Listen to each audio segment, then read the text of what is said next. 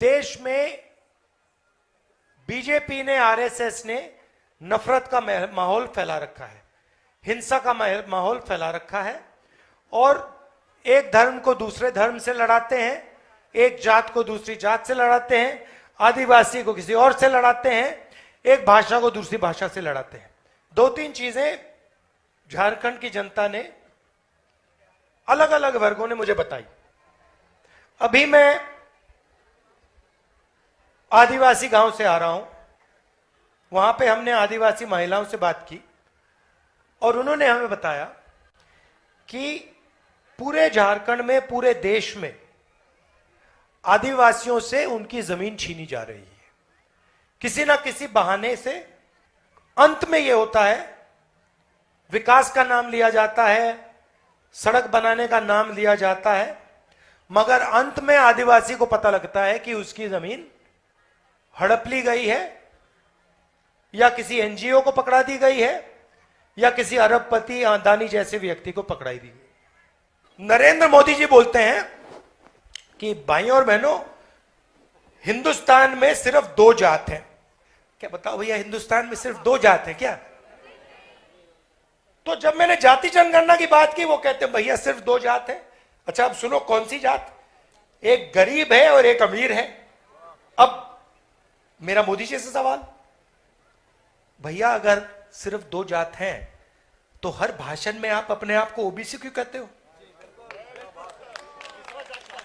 ये तीसरा जात कहां से उठा ले आए आप? तो वो नहीं चाहते कि आदिवासियों को, दलितों को, पिछड़ों को, गरीब जनरल कास्ट के लोगों को, माइनॉरिटीज को, अल्पसंख्यकों को उनका हक मिले, क्योंकि वो चाहते हैं कि जो अरबपति हैं, जो उनके खास हैं, उनको पूरा का पूरा धन दिया जाए।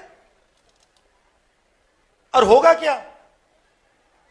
आप में से कोई कहेगा हां ठीक है भैया, तो दे दिया तो क्या हुआ?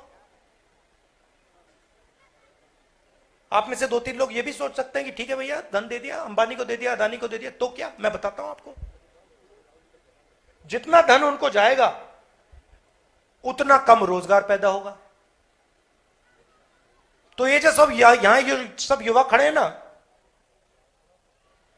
आपको रोजगार नहीं मिलने वाला। वो चाइना का माल यहां बेचेंगे, चाइना से माल खरीदेंगे, यहां बेचेंगे। आप चाइना के माल के लिए पैसा दोगे, रोजगार कहां बनेगा? हिंदुस्तान में, चाइना में? चाइना में। आप अपने जूते के नीचे देख लो, शर्ट के पीछे देख लो, फोन के पीछे देख लो, made in China, made in China, made in China, made in China, सब जगह। मगर अगर छोटे उद्योगों की मदद की गई, यहां